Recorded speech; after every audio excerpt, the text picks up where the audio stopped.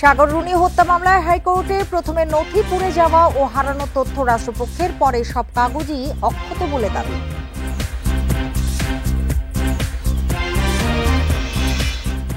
বিশ্ববিদ্যালয় ছাত্র পারভেজ হত্যা মামলায় বৈষম্য বিরোধী ছাত্র আন্দোলনের নেতা হৃদয় মিয়াজি চট্টগ্রামে গ্রেপ্তার, পুলিশের কাছে হস্তান্তর।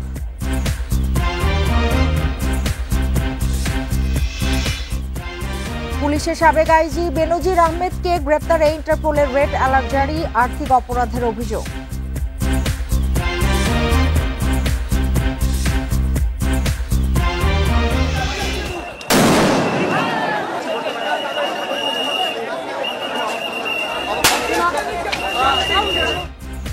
তুচ্ছ ঘটনা থেকে আবারও সংঘর্ষে জড়ালো ঢাকা কলেজ ও সিটি কলেজের শিক্ষার্থীরা, পুলিশ সহ আহত অর্ধশত।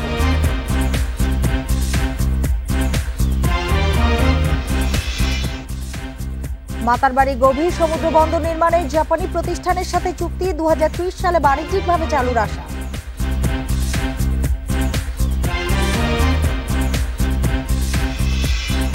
আমন্ত্রণ বিরতিহীন রাত 9টায় বাংলাদেশে আপনাদের সঙ্গে আছি আমি সুমনা সিমি।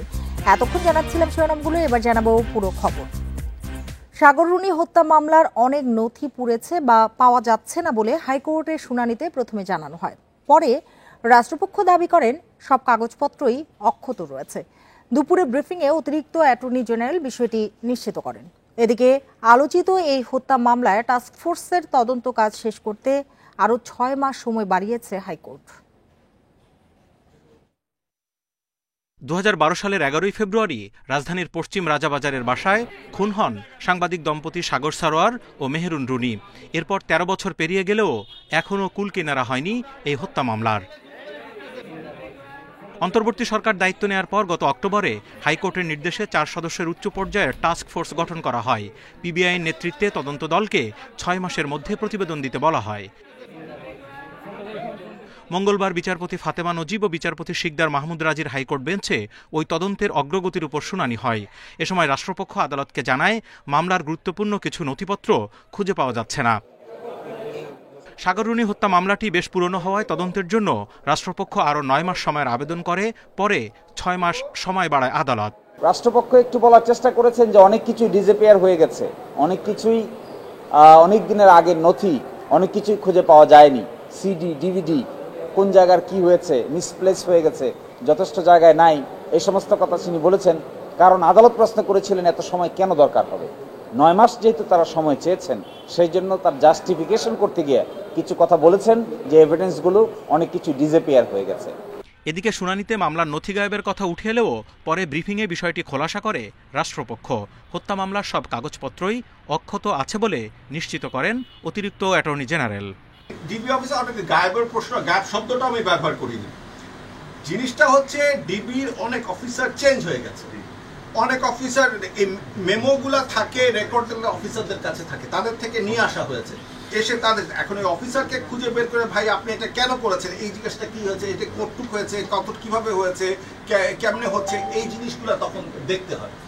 সাগর রুনি হত্যা মামলা প্রথমে ছিল ডিবির কাছে, পরে 1 যুগেরও বেশি সময় ধরে আছে র্যাবের হাতে। এর মধ্যে এখন পর্যন্ত সময় বাড়ানো হয়েছে 117 বার। Zahidul Bashar, Independent News, Dhaka. Prime Asia বিশ্ববিদ্যালয়ের শিক্ষার্থী জাহিদুল ইসলাম পারভেজ হত্যা মামলায় বৈষম্য বিরোধী ছাত্র আন্দোলনের বনানী থানা শাখার যুগ্ম সদস্য সচিব হৃদয় মিয়াজিকে চট্টগ্রামে গ্রেপ্তার করেছে র্যাব। পরে তাকে পুলিশের কাছে হস্তান্তর করা হয়েছে। গ্রেপ্তার হৃদয় মিয়াজি এজাহারভুক্ত 5ম আসামি। এর আগে এই হত্যা মামলায় গ্রেপ্তার 3 জনকে রিমান্ডে পাঠানো হয়। ঘটনা তদন্তে এরই মধ্যে 5 সদস্যের কমিটি গঠন করেছে বিশ্ববিদ্যালয় প্রশাসন।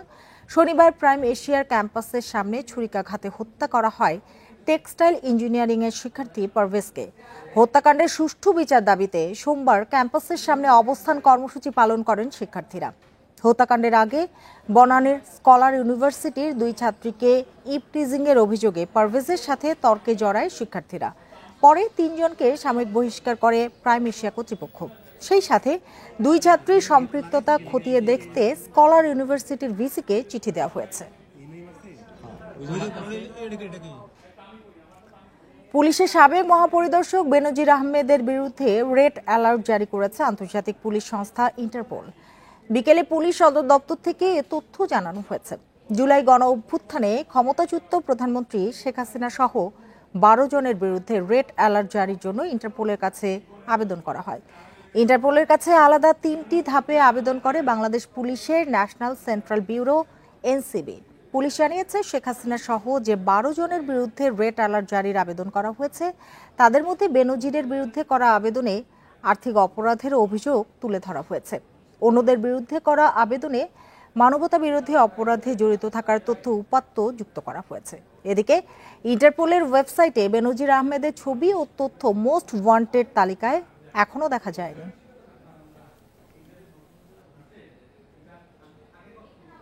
বাংলাদেশ পৃথিবীর জন্য আশার বাতিঘর হতে চায় বলে জানিয়েছেন প্রধান উপদেষ্টা অধ্যাপক ডক্টর মোহাম্মদ ইউনূস। মঙ্গলবার কাতারের দোহায় আর্থ না শীর্ষ সম্মেলনের উদ্বোধনী অনুষ্ঠানে বিশ্ববাসীর উদ্দেশ্যে দেয়া বক্তব্যে তিনি এসব কথা বলেন। আর্থ না শীর্ষ সম্মেলনের উদ্বোধনী অনুষ্ঠানে প্রধান উপদেষ্টা বলেন, বাংলাদেশ এখন এমন এক অবস্থায় দাঁড়িয়ে যেখানে একটি নতুন সামাজিক চুক্তি করার সুযোগ এসেছে। এটি এমন এক চুক্তি যেখানে রাষ্ট্র ও জনগণ, বিশেষ করে যুব সমাজ, অন্তর্ভুক্তিমূলক ব্যবস্থা, ঐতিহ্য, ন্যায় বিচার, মর্যাদা এবং সুযোগের ভিত্তিতে একটি ভবিষ্যৎ গড়ে তোলা সম্ভব। এই চুক্তিতে আর্থিক অন্তর্ভুক্তি ও প্রান্তিক জনগণের ক্ষমতায়ন মৌলিক বিষয় হিসেবে বিবেচিত হবে। একটি সমৃদ্ধ এবং টেকসই ভবিষ্যতের স্বপ্নের কথা উল্লেখ করে ডক্টর ইউনূস বলেন, তবে এখন এমন কিছু হুমকি রয়েছে যা আমাদের উন্নয়নকে বিপথে ঠেলে দিতে পারে।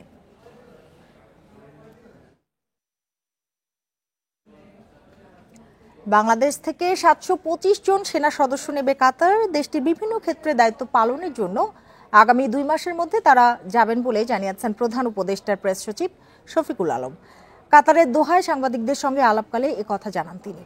এদিকে আর্থ না শীর্ষ সম্মেলনে যোগ দিতে অন্তর্বর্তী সরকারের প্রধান উপদেষ্টা অধ্যাপক মোহাম্মদ ইউনূসের নেতৃত্বে বাংলাদেশের একটি উচ্চ পর্যায়ের প্রতিনিধি দল বর্তমানে দোহায় অবস্থান করছেন। প্রেস সচিব বলেন, কুয়েতে দীর্ঘদিন ধরে বাংলাদেশের সেনা সদস্যরা কর্মরত রয়েছেন। একইভাবে কাতারও বাংলাদেশ থেকে নিয়মিতভাবে প্রতি 3 বছর পর 725 জন করে সেনা সদস্য নিতে চায়। তবে এই সংখ্যাটা আরও বাড়তে পারে বলে জানান তিনি। কাতার আমাদেরকে জানিয়েছে তারা বাংলাদেশের থেকে 725 জন সোলজার নেবে। এটা পার্মানেন্টলি প্রতি 3 বছর পর এই যে এরা একটা ব্যাচ আসবে 3 বছর, তারপরে আবার এবং আমরা চাচ্ছি যে এই নাম্বারটা যাতে আরো বেড়ে 1600 বা আরো বেশি করা যায়। সুপ্রিম কোর্টের আপিল বিভাগের জ্যেষ্ঠ 3 বিচারপতির মধ্য থেকে একজনকে প্রধান বিচারপতি নিয়োগের বাধ্যবাধকতা রাখার পক্ষে বিএনপি। মঙ্গলবার জাতীয় ঐক্যমত্য কমিশনে 3য় দফার বৈঠকে এমন মত দেওয়া হয়েছে বলে জানিয়েছেন বিএনপির স্থায়ী কমিটির সদস্য সালাউদ্দিন আহমেদ।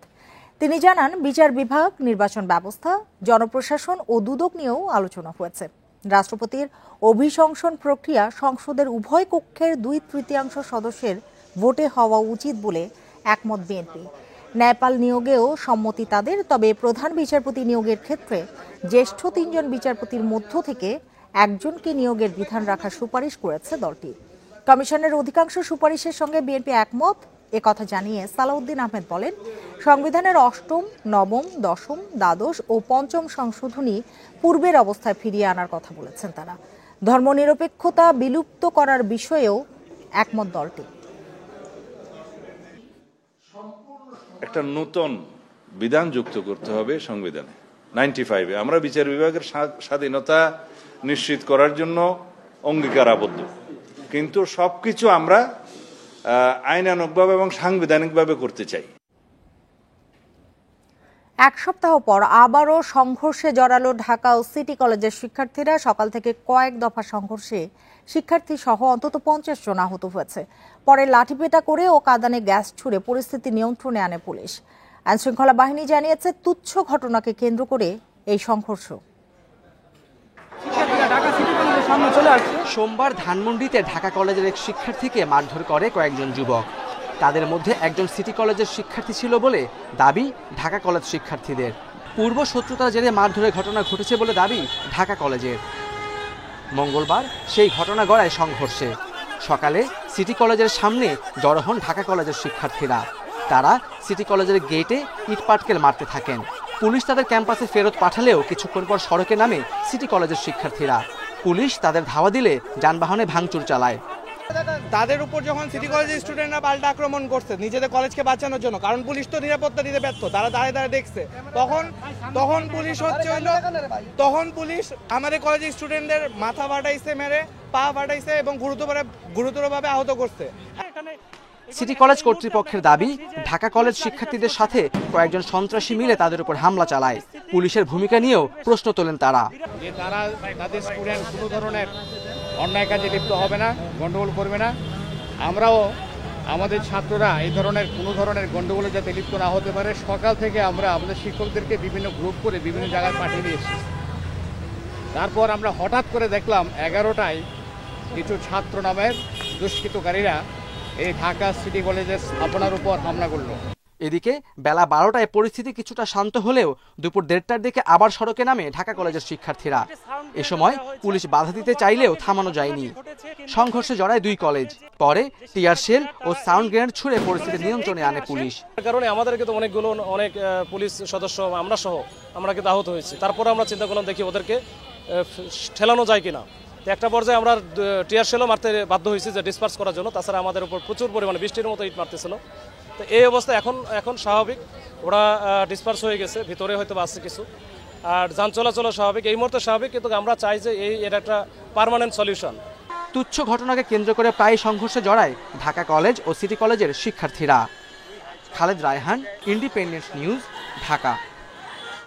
মৃত্যুদণ্ডের রায়ের বিরুদ্ধে জামায়াত নেতা এটিএম আজহারের আপিল শুনানি আগামী 6 মে। গুরুত্ব বিবেচনায় শুনানিতে থাকবেন আপিল বিভাগের সব বিচারপতি। সকালে প্রধান বিচারপতি সৈয়দ রেফাত আহমেদের নেতৃত্বে আপিল বেঞ্চ এই তারিখ ঠিক করেন।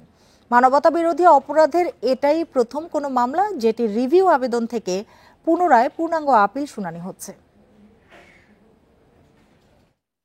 ক্ষমতাচ্যুত আওয়ামী লীগের শাসনামলে আন্তর্জাতিক অপরাধ ট্রাইব্যুনালে মৃত্যুদণ্ডপ্রাপ্ত জামায়াত নেতা এটিএম আজহারুল ইসলাম 1 যুগেরও বেশি সময় ধরে কারাগারে। মঙ্গলবার তার মৃত্যুদণ্ডের বিরুদ্ধে আপিল আবেদন প্রধান বিচারপতির আদালতে উঠলেও শুনানি হয়নি। মামলার গুরুত্ব বিবেচনায় সব বিচারপতির উপস্থিতিতেই পূর্ণাঙ্গ বেঞ্চে হবে শুনানি। আইনজীবীরা জানান, এই আপিলে কেবল এটিএম আজহারের মৃত্যুদণ্ডের বিষয় নয়, অন্যান্য জামায়াত নেতাদের ফাঁসির বৈধতা নিয়েও ওঠা প্রশ্নের উত্তর মিলবে।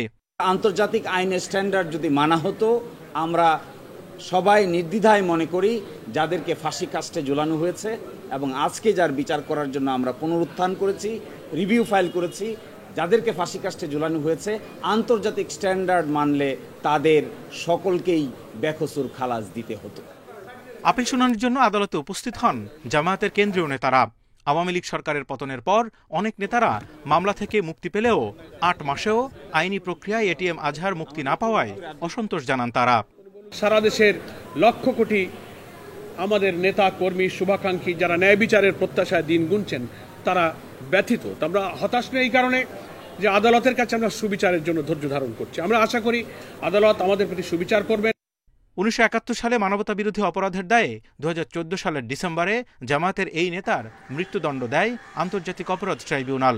পরে আপিল বিভাগেও বহাল থাকে রায়। Zahidul Bashar, Independent News, Dhaka. কক্সবাজারের মাতারবাড়িতে দেশের প্রথম গভীর সমুদ্র বন্দর নির্মাণের জন্য জাপানি প্রতিষ্ঠানের সাথে চুক্তি করেছে সরকার। মঙ্গলবার সকালে রাজধানীর একটি হোটেলে জাপানি প্রতিষ্ঠানের সঙ্গে এই চুক্তি করে চট্টগ্রাম বন্দর কর্তৃপক্ষ। আগামী 4 বছরের মধ্যে একটি কন্টেইনার জেটি এবং একটি মাল্টিপারপাস জেটি সহ টার্মিনাল নির্মাণ হবে। এতে তুলনামূলক কম খরচে আমদানি রপ্তানি বাণিজ্যে পণ্য পরিবহন সম্ভব হবে। কক্সবাজারের মাতারবাড়িতে নির্মিত হচ্ছে দেশের প্রথম গভীর সমুদ্র বন্দর। উন্নত প্রযুক্তি ও আন্তর্জাতিক মানের অবকাঠামো সুবিধাসহ প্রকল্পটি অর্থায়ন করবে জাপানি উন্নয়ন সংস্থা জাইকা। আগামী 4 বছরে 460 মিটার দীর্ঘ একটি কন্টেইনার জেটি এবং 300 মিটার দীর্ঘ আরও একটি মাল্টিপারপাস জেটি সহ টার্মিনাল নির্মাণ হবে। মঙ্গলবার জাপানের পেন্টা ওশিয়ান এবং থোয়া কর্পোরেশনের সঙ্গে এ বিষয়ে চুক্তি সই হয়। জানানো হয় 2029 সালের মধ্যে প্রকল্পটির প্রথম ধাপের নির্মাণ কাজ শেষ হবে। সমুদ্র বন্দরে পুরো প্রকল্পের ব্যয় ধরা হয়েছে প্রায় 24,300 কোটি টাকা। 2030 সালের শুরুতে গভীর সমুদ্র বন্দরটির বাণিজ্যিক ব্যবহার শুরু হবে বলে আশা করা হচ্ছে। মাতারবাড়ি সমুদ্র বন্দর চালু হলে এটি বাংলাদেশের সাথে আন্তর্জাতিক বাজারে সংযোগ স্থাপনে সহায়তা করবে। এতে বাংলাদেশের সক্ষমতা বাড়বে, পাশাপাশি বিদেশি বিনিয়োগ বাড়াতেও সহায়তা করবে। সংশ্লিষ্টরা বলেন, বন্দরটি নির্মিত হলে দক্ষিণ এশিয়ায় বাংলাদেশের অবস্থান আরও দৃঢ় হবে, বাড়বে আন্তর্জাতিক বাণিজ্যের সক্ষমতা।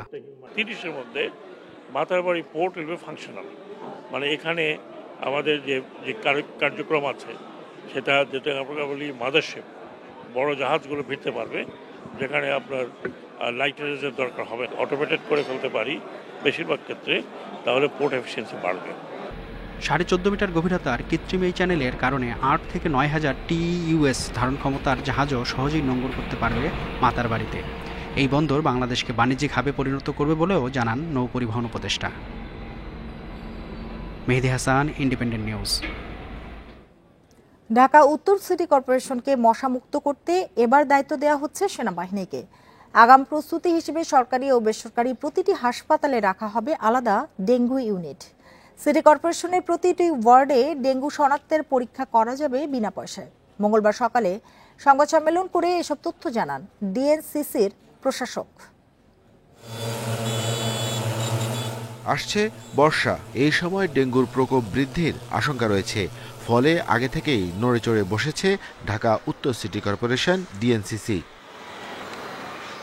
সকালে ডিএনসিসির কার্যালয়ে বিভিন্ন হাসপাতালের প্রতিনিধিদের সঙ্গে মতবিনিময় করেন প্রশাসক।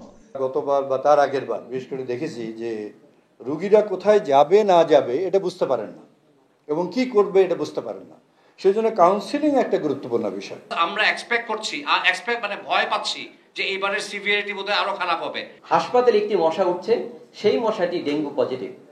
এটাতে কি মিন করে হচ্ছে যে আপনি হাসপাতালে যে ডেঙ্গু রোগীটি রেখেছিলেন সেই ডেঙ্গু রোগীটি ওপেন। প্রশাসক অভিযোগ করেন, মশক নিধনের দায়িত্ব পেয়ে বেসরকারি প্রতিষ্ঠান দুর্নীতি করেছে। রয়েছে সিটি কর্পোরেশনের অব্যবস্থাপনা, কীটনাশক সংগ্রহে দুর্নীতির অভিযোগও। মশা মারতে আমরা কামান দাগাচ্ছি, সেই কামান ঠিকমতো দাগানো হচ্ছে কিনা সেই জন্য আবার লোক নিয়োগ করছি, সেই লোক ঠিকমতো কাজ করছে কিনা সেজন্য এখন আবার আর্মি নিয়োগ করছি। আমরা কতজনকে কন্ট্রোল করব? যে থার্ড পার্টি দিয়ে আমরা মশা ওষুধগুলো ছিটাতাম, আমরা সিদ্ধান্ত নিয়েছি তাদেরকে দিয়ে আর এই কাজটি করাবো না। আমরা এবার আর্মিদেরকে দিয়ে, বিএমটিএফকে দিয়ে আমরা এই কাজটি করাবো। এসব প্রতিরোধে এবার মশার ঔষধ ছিটানো থেকে শুরু করে মশক নিধন কার্যক্রম দেখভালের দায়িত্ব দেওয়া হয়েছে বাংলাদেশ সেনাবাহিনীকে। প্রতিটি হসপিটালে একটা ডেডিকেটেড ডেঙ্গু ইউনিট আমরা করাতে চাই। তো সেই ক্ষেত্রে আপনারা প্রস্তুত কিনা আপনারা আমাদেরকে এই মাসের মধ্যে যেহেতু আরো 10 দিন আছে, আপনাদের প্রস্তুতিটা আমাদেরকে একটুখানি দয়া করে চিঠি দিয়ে জানাবেন। আমরা হসপিটালকে ডেডিকেটেডলি ক্লিন করার জন্য লোক নিয়োগ করে দেব। ডিএনসিসি জানায়, আগামী সপ্তাহ থেকে উত্তর সিটিতে বিভিন্ন নির্মাণাধীন ভবনে সচেতনতামূলক প্রচার করা হবে। পরে চালু হবে জরিমানা সহ জোরালো অভিযান। Arafatur Rahman, independent News, Dhaka. 2 দিনে স্বর্ণের দাম ভরিতে বাড়ল 10,000 টাকার বেশি। লাগামহীন স্বর্ণের দামে দোকানে কমেছে বেচাকেনা। অনেকেই আসছেন পুরাতন স্বর্ণ বিক্রি করতে, আবার যারা আসছেন তারাও প্রয়োজনের তুলনায় কিনছেন অনেক কম। এদিকে বিশ্ববাজারের তুলনায় দেশে বেশি দামে বিক্রি হচ্ছে স্বর্ণ। ট্রাম্পের শুল্ক যুদ্ধ সহ নানা সমীকরণে দাম আরও বাড়তে পারে বলে ধারণা খাত সংশ্লিষ্টদের। রাজধানীর বিভিন্ন এলাকায় স্বর্ণের দোকানগুলো ঘুরে দেখা যায় অনেকেই আসছেন পুরনো স্বর্ণের গহনা বিক্রি করতে। দাম বেড়ে যাওয়ায় এই প্রবণতা বলছেন বিক্রেতারা। তারা জানান, নতুন গহনা কেনার ক্রেতাদের সংখ্যা কমছে। ক্রেতারা বলছেন, অতিরিক্ত দামের কারণে নাগালের বাইরে চলে যাচ্ছে স্বর্ণ। এই দাম বাড়ার কারণে আমাদের এখন সেল একেবারেই কম, মানে ব্যবসা বন্ধ হওয়ার উপক্রম। এরকম কেনার সাথে বিক্রি করার জন্য আসে বেশি, কিন্তু আমরা তো সেই তাদেরকে যে কিনে রাখবো, আমাদের তো অর্থের যোগান দিতে হবে। স্বর্ণটা আকাশচুম্বী হয়ে গেছে, আমাদের নাগালে বাড়ি চলে গেছে। এখন আগে আমরা যেরকম চিন্তা করতাম যে কোনটা অনুষ্ঠানে প্রিয়জনকে স্বর্ণ উপহার দেওয়া, এখন এটা একটা আকাশ মানে কল্পনা স্বরূপ চলে গেছে। এদিকে দেশের বাজারে দফায় দফায় সমন্বয় করলেও বিশ্ববাজারের চেয়ে বেশি দামে বিক্রি হচ্ছে স্বর্ণ। 2023 সালের জানুয়ারি থেকে 2025 এপ্রিল পর্যন্ত দেশের বাজারে ভরিপ্রতি স্বর্ণের দাম বেড়েছে 89,000 টাকা। সবশেষ হিসেবে দেশের বাজারে স্বর্ণের ভরি ছাড়িয়েছে 1,77,000 টাকা, আর বিশ্ববাজারে দাম প্রায় 1,57,000 টাকা। বাড়তি দামের পেছনে স্বর্ণ আমদানি জটিলতা, বাড়তি শুল্ক সহ নানা যুক্তি ব্যবসায়ী নেতাদের। যেহেতু গোল্ড ইম্পোর্টের কোনো সোর্স নেই, আমরা গভর্নমেন্ট থেকে গোল্ড পাচ্ছি না, এবং বাংলাদেশে যে রিফাইনারি এটা চালু হওয়ার কথা ছিল সেটাও চালু হয়নি। তো আমাদের সোর্সটা কি? আমাদের সোর্সটা হচ্ছে যে লোকাল সোর্সের উপর ডিপেন্ডেন্ট। আমরা হাই প্রোডাক্ট হাই ভ্যালু দিয়ে কিনে আমি তো অল্প দামে বিক্রি করতে পারবো না। জয়েন্ট স্টকে এই গোল্ড ইন করা যায়, তখন আপনি দেখবেন যে ওয়ার্ল্ড মার্কেটে যে গোল্ডের দাম আছে তার সাথে বাংলাদেশের গোল্ডের দামটা ম্যাচ করে যাবে। গোল্ডম্যান স্যাক্সের পূর্বাভাস অনুযায়ী 2025 সালের শেষ নাগাদ বিশ্বব্যাপী স্বর্ণের দাম প্রতি আউন্স $3,700 পৌঁছাতে পারে। এর ফলে দেশের বাজারে ভালো মানের স্বর্ণের ভরি 2 লাখ টাকার মাইল ফলক ছুঁতে পারে। মেহেদী হাসান, ইন্ডিপেন্ডেন্ট নিউজ। ইউজিসির তদন্ত কমিটিকে প্রত্যাখ্যান করে উপাচার্যের পদত্যাগের এক দফা দাবিতে আমরণ অনশন চালিয়ে যাওয়ার ঘোষণা দিয়েছেন কুয়েটের শিক্ষার্থীরা। মঙ্গলবার বিকেলে সংবাদ সম্মেলনে এই সিদ্ধান্তে অটুট থাকার কথা জানান তারা। এ সময় শিক্ষকরা আলোচনার আহ্বান জানালেও তা প্রত্যাখ্যান করেন। এদিকে দ্বিতীয় দিন অনশনরত আরও 2 শিক্ষার্থী সহ 5 জন অসুস্থ হয়ে পড়েছেন। উপাচার্যের পদত্যাগের এক দফা দাবিতে সোমবার বিকাল থেকে আন্দোলন চালিয়ে যাচ্ছেন খুলনা প্রকৌশল ও প্রযুক্তি বিশ্ববিদ্যালয়ের 32 শিক্ষার্থী। এদের মধ্যে 3 জন অসুস্থ হয়ে সোমবার বাড়ি চলে যান। মঙ্গলবার আরও 2 শিক্ষার্থী অসুস্থ হন। এ অবস্থায় অনশনে আছেন মাত্র 27 জন। মঙ্গলবার শিক্ষা মন্ত্রণালয় থেকে শিক্ষার্থীদের জানানো হয় ইউজিসির তদন্ত দল ক্যাম্পাসে আসবে বুধবার। আন্দোলনকারীরা ইউজিসির এই তদন্ত দলকে প্রত্যাখ্যান করে অনশন চালিয়ে যাওয়ার ঘোষণা দেন। দাবি একটাই, এটা বাইনারি, হয় হবে না হয় হবে না। আমি তো এখান থেকে সরে আসতে পারি না, তো নেগোসিয়েশনের কোন জায়গা না, এক দফা তো কোনো নেগোসিয়েশন হয় না। সেই তদন্ত করার সুযোগ হয়নি, এখন কেন সেই সরজমিনে এসে সেটা করতে হবে? তা আমরা সেই কমিটিকে প্রত্যাখ্যান করছি এবং আমরা বলতে চাই আমরা এখন আমাদের এক দফা দাবিতে এদিকে অনশনকারীদের স্বাস্থ্য ঝুঁকি নিয়ে উদ্বেগ প্রকাশ করেছেন ছাত্র বিষয়ক পরিচালক ও শিক্ষকরা। আলোচনার মাধ্যমে সমাধানের আহ্বান জানান তারা। কম্পিউটার আছে, সবাই এখানে আছে, এদের শারীরিক ব্যাপারে খোঁজখবর নেওয়া হচ্ছে। আর আমরা আগে থেকে একই কথা বলে আসতেছি, শিক্ষার সুষ্ঠু পরিবেশ বজায় রাখার জন্য তোমরা একটু কম্প্রোমাইজ করো, তোমাদের সাথে আমরা বসতে পারি, তোমাদের কি হলে সুবিধা হয় আমরা করার জন্য চেষ্টা করি। যে কুয়েটের পরিবেশ ফিরে আসুক। আমরা এখানে লেখাপড়ার জন্য এসেছি, আমরাও যারা শিক্ষক আছি আমরা আসলে লেখাপড়ানোর জন্যই তো আমরা আছি, অন্য কোনো তো কাজ নেই। আমরা চাই যে পরিবেশটা শান্ত হোক। গত 18 ফেব্রুয়ারি ক্যাম্পাসে সংঘর্ষের ঘটনায় 37 জন শিক্ষার্থীকে বহিষ্কার করেছে বিশ্ববিদ্যালয় কর্তৃপক্ষ। আমাদেরই যারা এই সন্তান যারা এখানে অভিজিৎ পাল, ইন্ডিপেন্ডেন্ট নিউজ, খুলনা। 4 দিনের ব্যবধানে চট্টগ্রামের রাউজানে আরও একদল যুবদল কর্মীকে গুলি করে হত্যা করেছে দুর্বৃত্তরা। দুপুরে উপজেলার গাজীপাড়া এলাকায় এই ঘটনা ঘটে। নিহত মোহাম্মদ ইব্রাহিম বিএনপি নেতা গিয়াসউদ্দিন কাদের চৌধুরীর অনুসারী ছিলেন। স্থানীয়রা জানায় দুপুরে 3টি অটোরিকশায় করে আসা একদল দুর্বৃত্ত ইব্রাহিমকে গুলি করে পালিয়ে যায়। এতে ঘটনাস্থলেই মারা যান তিনি। এ সময় পাশে থাকা ইব্রাহিমের চাচা আহত হন। পরে তাকে চট্টগ্রাম মেডিকেলে ভর্তি করা হয়। ইব্রাহিম স্থানীয় যুব দলের রাজনীতির সাথে যুক্ত ছিলেন। এর আগে শনিবার রাতে দক্ষিণ রাউজানের বাগওয়ান ইউনিয়নের গরিবুল্লাহ পাড়ায় যুবদল কর্মী আব্দুল্লাহ মানিককে গুলি করে হত্যা করা হয়।